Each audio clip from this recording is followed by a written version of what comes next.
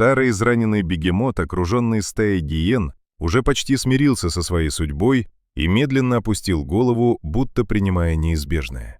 Но в последний момент из кустов прозвучал звук, после которого гиены в панике бросились бежать. В тот день, когда африканское солнце поднялось почти в самую высокую точку неба, раскаленная саванна будто затаила дыхание. Заповедник Нараби в конце долгого сухого сезона казался бесконечным морем выжженной травы и дрожащего воздуха. Большинство животных скрывалось в редких пятнах тени или в пересохших руслах ручьев.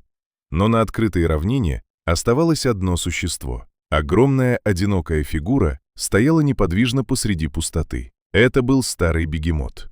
Когда-то он был могучим вожаком, и его кожа была гладкой и темной, словно влажная земля после дождя. Теперь же складки кожи побледнели от пыли, бока осунулись, а движения стали медленными и тяжелыми. На его теле виднелись следы долгой жизни, старые шрамы, потертые клыки, уставшие глаза. Несколько дней назад стадо ушло дальше на север в поисках воды. Это был суровый закон дикой природы. Когда старое животное больше не может идти с прежней скоростью, группа вынуждена продолжать путь без него. Он наблюдал, как его семья исчезает за линией холмов, и не сделал ни одного шага вслед. Он остался стоять под палящим солнцем, слушая тишину. Он ничего не ждал, возможно, только конца долгого пути, который длился всю его жизнь. И именно тогда на далеком горизонте появились темные движущиеся силуэты. Они приближались медленно и осторожно. Это была стая гиен. Впереди шел крупный вожак, старый и опытный.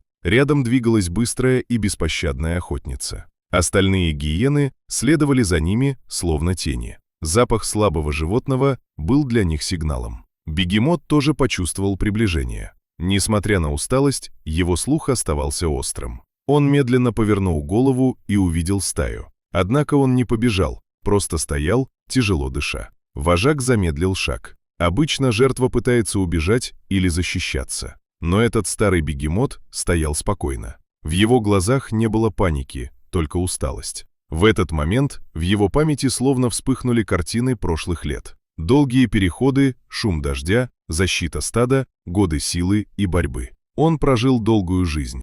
Теперь под палящим солнцем, казалось, наступил его последний день. Он медленно закрыл глаза и чуть опустил голову.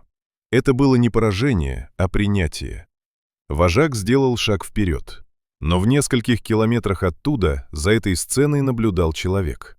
Рейнджер стоял рядом со своим джипом и смотрел в бинокль. Он знал главное правило — не вмешиваться. Но в этот момент что-то внутри него воспротивилось. Он тихо сказал: «Подожди еще немного». Затем сел за руль. Двигатель джипа громко взревел, нарушив тишину саванны. Гиены насторожились. Когда машина начала быстро приближаться, стая отступила и исчезла среди сухой травы. Человек вышел из машины и медленно подошел к бегемоту. Он все еще стоял, но его ноги дрожали. «Спокойно», — тихо сказал он. Бегемот медленно поднял голову и посмотрел на человека.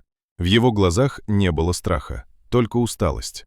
Человек поставил на землю воду.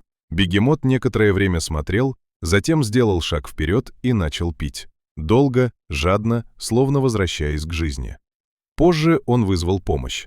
Прибыла команда со специальным транспортом. Люди действовали осторожно, направляя старого бегемота мягкими голосами. Он вошел внутрь и лег. Впервые за несколько дней его тело расслабилось. Саванна снова погрузилась в тишину. Но для человека этот день стал напоминанием. Даже в суровом мире дикой природы есть место состраданию. Каждая жизнь имеет значение.